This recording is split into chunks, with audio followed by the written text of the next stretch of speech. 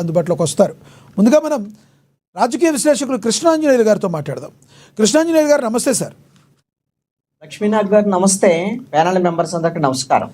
కృష్ణాంజనేయులు గారు, మీకు తెలుసు గత 2-3 రోజులుగా ఆంధ్రప్రదేశ్లో పరిస్థితులు ఎలా ఉన్నాయో, పిఠాపురంలో ప్రధానంగా ఏ రకంగా ఒక 2 రాజకీయ పార్టీల మధ్య జరుగుతున్న పోరు అనుకోవాలా, లేదంటే అది టీకఫ్లో తుఫాన్ అనుకోవాలా, ఏదైతే తెలియదు. కానీ చంద్రబాబు గారి వరకు ఆయన దృష్టి వరకు వెళ్ళడం, దీని మీద సమగ్ర విచారణ జరపాలని పల్లా శ్రీనివాస్ గారికి ఆయన చెప్పడం చక్కచక్క జరిగాయి.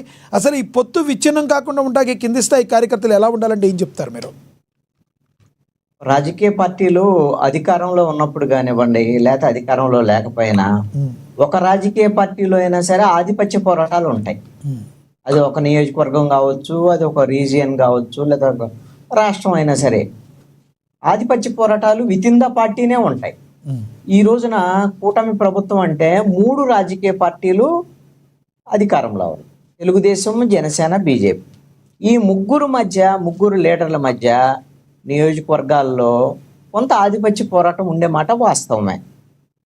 ఇది పిఠాపురంలో ఒక తరచూ ఇలాంటి వివాదాలు రావటం, పిఠాపురంలో తెలుగుదేశంకి సంబంధించినటువంటి మాజీ ఎమ్మెల్యే వర్మ, ఆయనకి జనసేనకి సంబంధించినటువంటి నాయకులకు మధ్య విభేదాలు, వివాదాలు, ఘర్షణలు ఇలాంటివన్నీ తలెత్తటము, ఈ అంశము పార్టీ అధిష్టానం వరకు రావటం, కూటమి అధినాయకుల వరకు రావటం, ఇది సర్వసాధారణంగా మారుతుంది.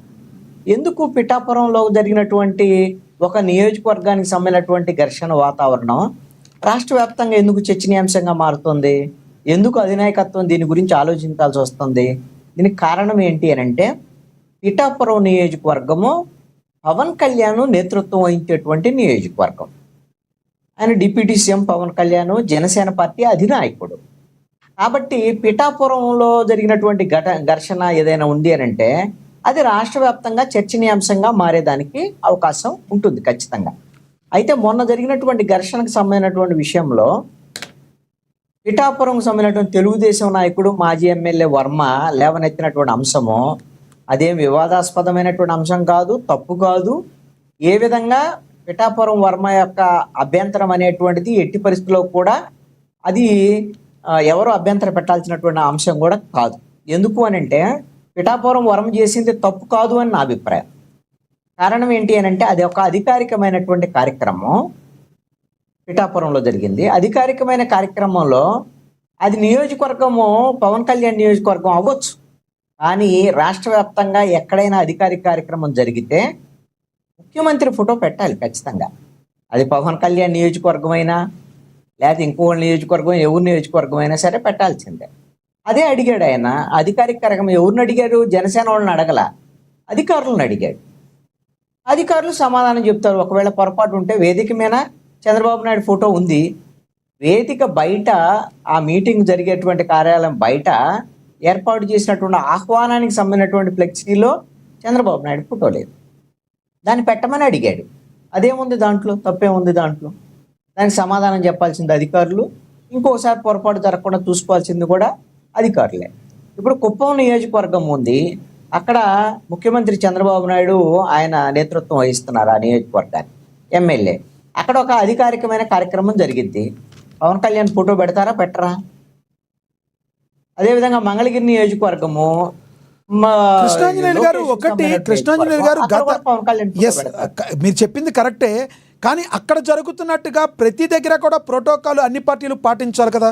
ఇప్పుడు గతంలో మనం కొన్ని చూసి ఉన్నాం. ఎందుకంటే పోలవరం దగ్గర కావచ్చు, అదేవిధంగా శ్రీకాకుళం దగ్గర కావచ్చు, కొన్ని విషయాల్లో జనసేన పార్టీకి సంబంధం లేకుండా టీడీపీ కార్యకర్తలు అచ్చెన్నాయుడు లాంటి నాయకులు కూడా చేసుకుంటూ వెళ్ళిపోయిన దాఖలాలు మనం చూసాం. కొన్ని మీకు కూడా మీ దృష్టి కూడా వచ్చి ఉంటాయి. కాబట్టి ఇరు పార్టీలు సంయమనం పాటించాల్సిన అవసరం ఉందా లేదంటారా? ఇక్కడ ఒక అంశాన్ని గమనించండి. చాలా మందికి అర్థం కానటువంటి విషయము, ప్రోటోకాల్ అనే పదాన్ని వాడుతున్నారు. ప్రోటోకాల్ ఎవరు వర్తిస్తుంది? అధికారికమైనటువంటి పదవి ఉన్నటువంటి వాళ్ళకు మాత్రమే ప్రోటోకాల్ వర్తిస్తుంది. ఎగ్జాక్ట్లీ.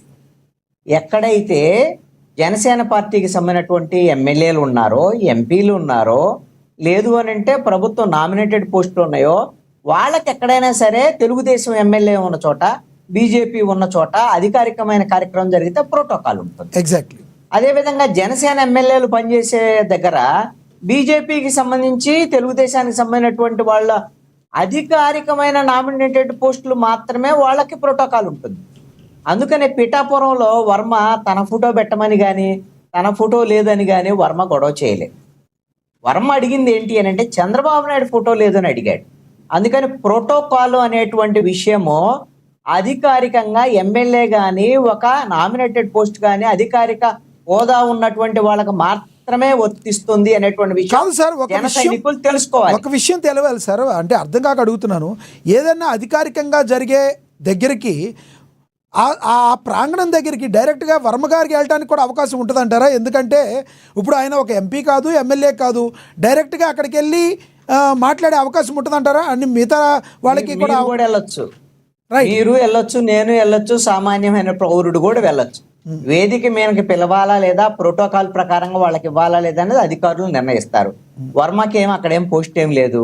ఆయన తెలుగుదేశం పార్టీకి సంబంధించినటువంటి ఆయన తెలుగుదేశం నాయకుడు మాత్రమే. ఆయన ప్రోటోకాల్ తనకు ప్రోటోకాల్ కావాలని అడగలేదే వర్మ, తన ఫోటో పెట్టమని అడగలేదే వర్మ. అందుకని మీరు ఇక్కడ ఒక అంశము, అసలు ఈ వివాదం ఎందుకు వస్తుంది అని అంటే, పిఠాపురంలోనే ఎందుకు వస్తుంది అని అంటే, జన సైనికులు చాలా మంది తెలుసుకోవాల్సినటువంటి విషయము, ఇదంతా పవన్ కళ్యాణ్ సామ్రాజ్యం. ఈ సామ్రాజ్యంలో ఇంకొకళ్ళు ఉండటానికి వీల్లేదు, పవన్ కళ్యాణ్ మాత్రమే నాయకుడు అనేటువంటి ధోరణి ఉంటుంది. ఇది తప్పు. పవన్ కళ్యాణ్ ఇదే ప్రాబ్లం కాదు సార్, ఇదే ప్రాబ్లం మంగళగిరిలో ఎందుకు రావట్లేదు అంటారు? ఎందుకు రావట్లేదు అని అంటే వాళ్ళ పవన్ కళ్యాణ్ ఫోటో పెడుతున్నారు. మీరు కావాలంటే ఎవరైనా జనసేన వాళ్ళని అడగండి. నాకు తెలిసి నేను చూసి పవన్ కళ్యాణ్ గారి ఫోటో కాదు కదా, ఆయన పేరు కూడా లేకుండా ఏదో రీసెంట్ గా ఏదో ఓపెనింగ్ కూడా చేసేసిన ధోరణి ఉంది. మీ దాకా వచ్చింది అది మీకు. అందుకనే అలాంటి గిన అధికారులు ఎవరైనా అలా చేస్తే నారా లోకేష్ దృష్టికి తీసుకెళ్లారనుకోండి, ఆయన ఖచ్చితంగా దాన్ని సరిచేసేటువంటి ప్రయత్నం చేస్తారు తప్ప, ఇది మా నియోజకవర్గం, మా సామ్రాజ్యం అని పిఠాపురంలో జన సైనికులు అన్నట్టు వాళ్ళు అనరు. నాకు తెలిసి అయితే ఎవరు అనరు మీకు. అందుకనే నారా లోకేష్ కానీ చంద్రబాబు నాయుడు కానీ పవన్ కళ్యాణ్కి ఇచ్చేటువంటి గౌరవం ఎలాంటిది, పవన్ కళ్యాణ్ చంద్రబాబు నాయుడుకి నారా లోకేష్కి ఇచ్చేటువంటి గౌరవం ఎలాంటిదో మనకు తెలుసు. అందుకని కింది స్థాయి కార్యకర్తల్లో, నాయకుల్లో ఈ విధంగా 3 పార్టీలు ఉన్నాయి కాబట్టి ఇలాంటి అంశాలన్నీ కొన్ని చిన్న చిన్న వివాదాలుగా మారతాయి. ఏమి టీ కప్పులో తుఫాన్ లాంటియే, ఇలాంటి మాట్లాడుకోవడం సహజం. అన్నదమ్ముల మధ్య అనేకమైనటువంటి వివాదాలు ఉంటాయి, ఇవన్నీ మాట్లాడుకోవడం సహజం. అందుకనే లక్ష్మీనాథ్ గారు మీకు ఒక ఉదాహరణ చెప్తాను. వేణుగోపాల్ గారు లాంటి వాళ్ళకి తెలుసు, రచ్చబండల దగ్గరికి వెళ్ళామనుకోండి, పొద్దున సాయంత్రం రచ్చబండల దగ్గర మీటింగులు జరుగుతూ ఉంటాయి. రచ్చబండల దగ్గర అన్ని పార్టీల వాళ్ళు వస్తారు అక్కడికి. లేదు సొంత పార్టీ వాళ్ళు కూడా, ఒక పార్టీ వాళ్ళు కూడా 2-3 ఉంటారు. కూర్చొని మాట్లాడుకుంటారు, కొట్లాడుకుంటారు. ఒకవాడు మాట్లాడేది ఎలా ఉంటుందంటే, గొంతు కోరికి నిన్ను నులిమేస్తామనేటువంటి విధంగా కూడా వాళ్ళ వ్యవహార శైలి ఉంటది. అయిపోయి డిబేట్ అయిపోయి వాళ్ళిద్దరు చర్చించుకున్న తర్వాత పదరా అయిపోయింది పదా, ఇద్దరు వెళ్ళి టీ తాగి ఇంటికి వెళ్ళిపోదామని వెళ్ళిపోయి టీ కోటి దగ్గర ఇద్దరు చెరొక టీ తాగరు, చెరొక హాఫ్ టీ మళ్ళీ చెప్పుకొని మరి చెరొక హాఫ్ టీ తాగి మరి ఇద్దరు కలిసి వెళ్ళి ఇంటికి వెళ్ళిపోతారు. మళ్ళీ సాయంత్రం మళ్ళీ డిబేట్ మామూలే. అందుకని ఈ విధమైనటువంటి కూటమిలో పార్టీల మధ్య చిన్న చిన్న వివాదాలు ఇలాంటివన్నీ సర్వసాధారణమైనటువంటి విషయాలు. దీని మీద ముఖ్యమంత్రి చంద్రబాబు నాయుడు, అటు పవన్ కళ్యాణ్ వీళ్ళు మాట్లాడతారు, వాళ్ళ నాయకులకు చెప్తారు, మాట్లాడి చర్చించి ఇలాంటి వివాదాలు పెద్దవి కాకుండా ఉండేదానికి చూస్తారు. ఇక్కడ కుడిమిస్తే పండగ అన్నట్టుగా వైఎస్ఆర్ కాంగ్రెస్ పార్టీ రంగంలోకి దిగి మనకేదో వచ్చేస్తుంది, వీళ్ళందరూ విడిపోతారు అనేటువంటి విధంగా పండగ చేసుకుంటున్నారు. ఇది వైఎస్ఆర్ కాంగ్రెస్ పార్టీకి ఇలాంటి అంశాలను పట్టించుకోవటం వల్ల లాభం కన్నా నష్టమే ఎక్కువ. ఎందుకంటే వీళ్ళిద్దరు పోట్లాడుకుంటారు, రేపు పొద్దున కలిసిపోతారు 3 పార్టీలకు సంబంధించినటువంటి వాళ్ళు. ఎందుకంటే అధినాయకత్వం ఆ విధంగా వాళ్ళు కలిసిపోయి ముందుకెళ్లేటువంటి ప్రయత్నం చేస్తున్నటువంటి ఉన్నప్పుడు రేపు పొద్దున ఎన్నికల సమయం వచ్చేసరికల్లా 3 పార్టీలు ఏకంగా కలిసి ముందుకెళ్లేటువంటి పరిస్థితి ఉంటది. వైఎస్ఆర్ కాంగ్రెస్ పార్టీ చేయాల్సినటువంటి పని ఏంది? ప్రజా సమస్యల మీద పోరాడాలి, ప్రజలకు ఏమైనా ఇబ్బందులు ఉంటే వాటి మీద పోరాడాలి, వాటి మీద ఏదైనా ఉంటే ఉద్యమాలు చేయాలి, నిరసనలు తెలియజేయాలి, ప్రభుత్వ వైఫల్యాల మీద మాట్లాడాలి. అప్పుడు వైఎస్ఆర్ కాంగ్రెస్ పార్టీకి ఏదన్నా లాభం. అంతే తప్ప అది వదిలిపెట్టేసి వీళ్ళు కొట్లాడుకుంటున్నారు చూడండి, వీళ్ళు విడిపోతారు చూడండి అని వీళ్ళు ఎదురు చూస్తూ కూర్చుంటే ఇది జరిగే పని కాదు. ఆల్రెడీ పవన్ కళ్యాణ్ పదే చెప్తున్నాడు 15 ఏళ్ళు కలిసి ఉంటామని. చంద్రబాబు నాయుడు, నారా లోకేష్ కూడా చెబుతున్నాడు. నరేంద్ర మోడీతో